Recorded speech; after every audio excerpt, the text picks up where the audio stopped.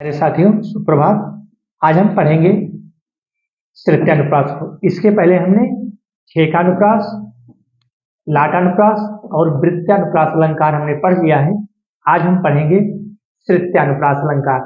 बिल्कुल वीडियो को स्किप मत करिएगा, लाइन पर बने रहेगा। आज मैं आपको इस प्रकार से समझा दूंगा कि आप जीवन में अलंकार तो नहीं भूलेंगे। प्यारे साथियों, प्यारे बच्चों, तो इसकी परिभाषा पहले देखते हैं। वर्णों की ऐसी आवृत्ति जो कानों को प्रिय लगे। ध्यान दीजिए, वर्ण की ऐसी आवृत्ति जो कानों को प्रिय लगे। और दूसरी परिभाषा क्या है? जहां एक ही उच्चारण स्थान से उच्चरित होने वाले वर्णों की आवृत्ति।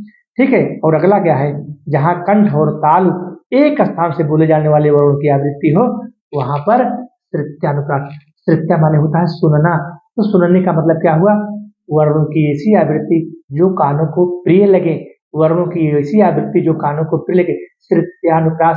तृतीया माने होता है सुनना है। तो वर्णों की ऐसी आवृत्ति जो कानों को प्रिय लगे। तो कैसे लगेगा प्रिय? देखते हैं। लैला तुझे लूट लेगी, तू लिख कर ले ले। प्यारे बच्चों, लैला तुझे लूट लेगी, तू लिख कर ले ले। यहाँ पर ये जो लाइन है, यह निश्चित ही अपने कानों को या हम सबके कानों को प्रिय लग रही है। अगला है दिनांत था दीननाथ डूबते। दिनांत था यानी कि दिन था, दीननाथ डूबते। दीननाथ डूबते यानी कि सूर्य भगवान डूब रहे हैं।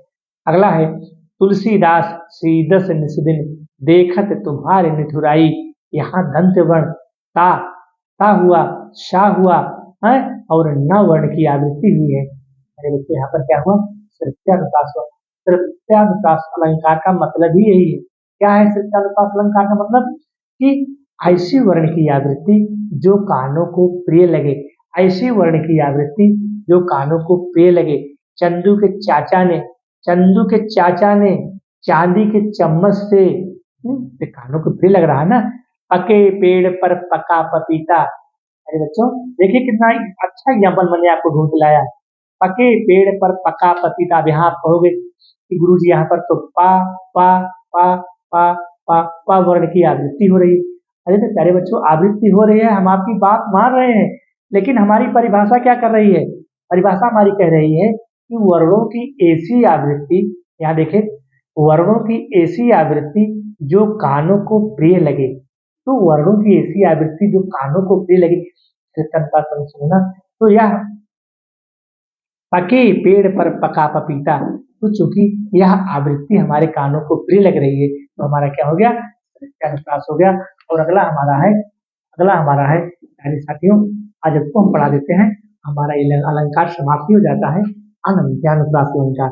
पांचवा अलंकार हमारा क्या है प्यारे साथियों? पांचवा अलंकार हमारा है, ठीक है, पांचवा अलंकार हमारा है अनंत्यानुप्रास अलंकार। जहां चरण या पद के अंत में स्वर या व्यंजन की समानता हो। बहुत सुंदर परिभाषा है, ध्यान दीजिए। अनंत्यानुप्रास अलंकार है। क्या कह रहा है अनंत्यानुप्रास अलंकार? कि जहां चरण या पद के अंत में स्वर या व्यंजन की प्रधान समानता हो। सारे प्यारे बच्चे ध्यान दीजिएगा।